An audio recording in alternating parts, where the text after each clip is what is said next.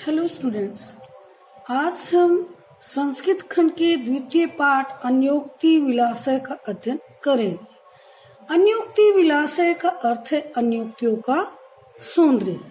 अन्योक्ति शब्द का क्या अर्थ है जानते हैं कि अन्योक्ति किसी के माध्यम से किसी दूसरे के लिए कही गई उक्ति या वचन या संदेश अन्योक्ति कहलाता है। अन्योक्ति विलासय पाठ में 6 अन्योक्ति या 6 श्लोक हैं। आइए प्रथम श्लोक के बारे में जानते हैं और जानते हैं कि इन अन्योक्तियों में किस किस के माध्यम से किसे क्या संदेश दिया गया है। प्रथम श्लोक, नीत्राम नीचो अस्मि इति त्वम खेदम कूप कदापि मा कृथा अत्यंत सरस हृदयो यतः प्रेषाम गुणग्राहितासि। नीत्राम नीचो अस्मि इति त्वम खेदम कूप कदापि मा कृथा अत्यंत सरस हृदयो यतः प्रेषाम गुणग्राहिता असि। नीत्राम माने अत्यधिक, नीचा माने गहरा या तुच्छ, तुम माने तुम, खेदम माने दुख, कूप माने कुआ, कदापि माने कभी भी, माँ माने मत, कृथा माने कर। अत्यंत सरस हृदय माने अत्यंत कोमल हृदय वाले, जलयुक्त। यतः माने क्योंकि, प्रेषा माने दूसरों के, गुण माने मानवीय गुण या रस्सी भी होता है। तो नीत्राम नीचो अस्मि इति त्वम खेदम कूप कदापि मा कृथा। हे कुएं, मैं अत्यंत गहरा हूँ, ऐसा सोचकर तुम कभी भी दुखी मत हो।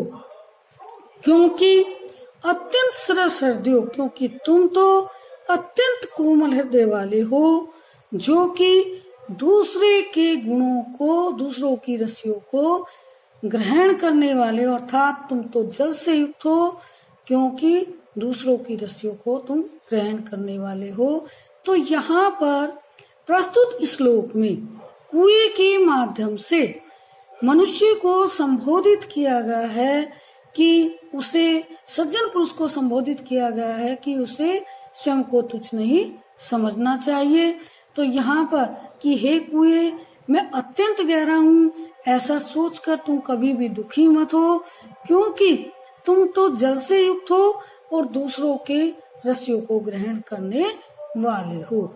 मनुष्य के संबंध में कि हे गुणग्राही मनुष्य, मैं अत्यंत छोटा हूँ, तुच्छ हूँ, ऐसा सोचकर तुम कभी भी दुखी मत हो, क्योंकि तुम तो सरस हृदय वाले हो और दूसरों के गुणों को ग्रहण करने वाले हो।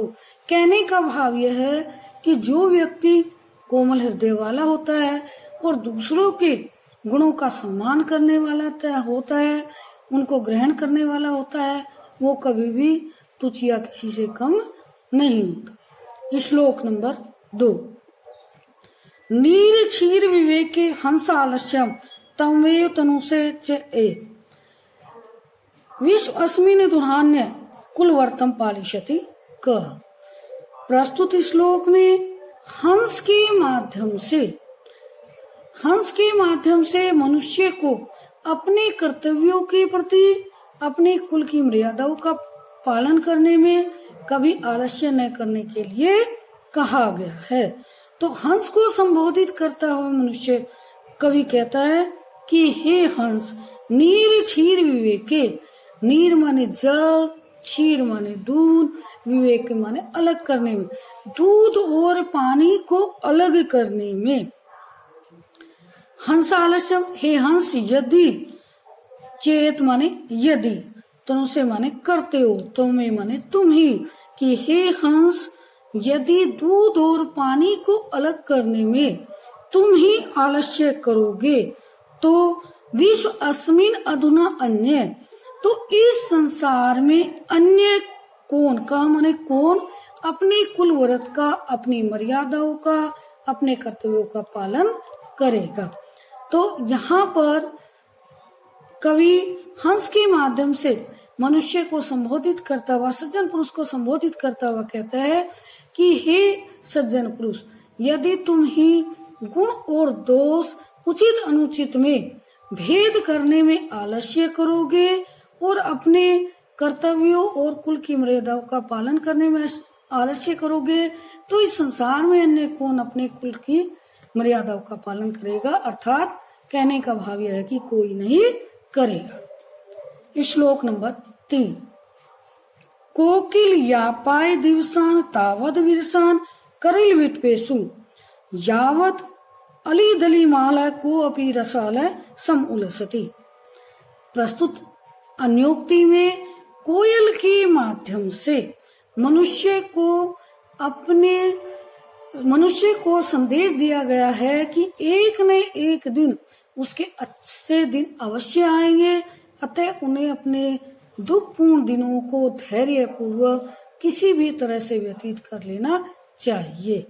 तो यहाँ पर कोयल के पक्ष में कि हे कोयल, यापाय दिवसान तावद विरसान करिल विटपेशु, हे कोयल, जब तक तुम अपने दुखपूर्ण दिनों को किसी भी तरह करिल के पेड़ पर, कीकर के पेड़ पर बिताओ, जब तक कि कोई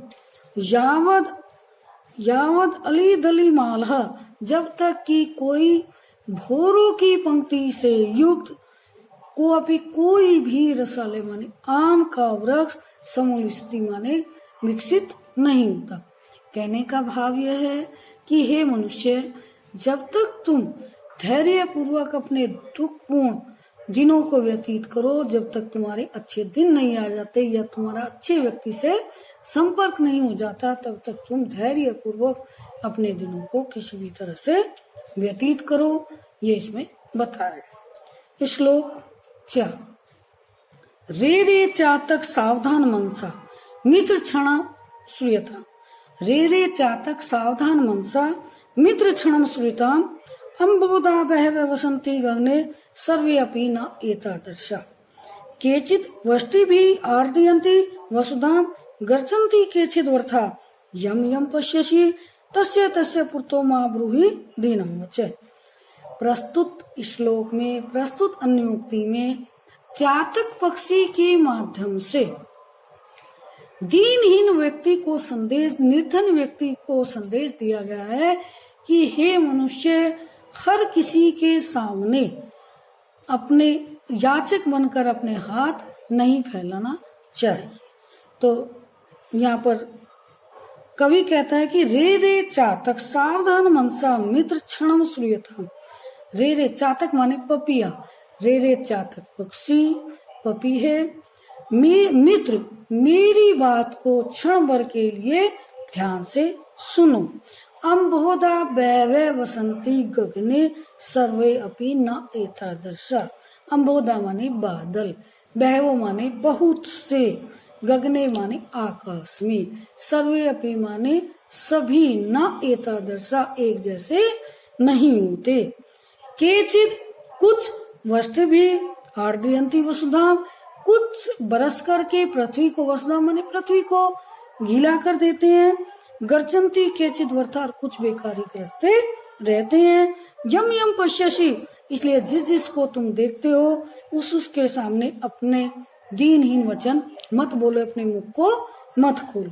तो रे चातक पक्षी मित्र, सावधान होकर क्षण भर के लिए मेरी बात को ध्यान से सुनो। इस आकाश में बहुत सारे बादल होते हैं, लेकिन वे सभी एक जैसे नहीं होते। उनमें से कुछ तो वर्षा करके पृथ्वी को गीला कर देते हैं और कुछ व्यर्थी गरजते रहते हैं। अतः जिस जिस बादल को तुम देखते हो उसको के सामने अपना मुख खोलकर मत बैठो। अतः यहाँ पर चातक पक्षी के माध्यम से मनुष्य को, निर्धन मनुष्य को संदेश दिया गया है कि हे मनुष्य, इस संसार में बहुत सारे धनी व्यक्ति हैं, लेकिन उनमें से सब उदार नहीं होते, सब सबकी सहायता करने वाले नहीं होते। सब इनमें से कुछ बहुत कंजूस होते हैं और कुछ सरल श्रद्धे वाले होते हैं। अतः सबके सामने तुम अपनी निर्धनता को, अपने हाथों को मत फैलाओ।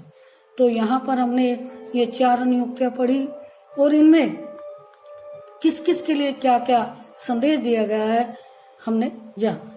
तो आइए अगली वीडियो में हम आगे के श्लोकों के आगे के अन्योक्तियों के बारे में जानेंगे। धन्यवाद।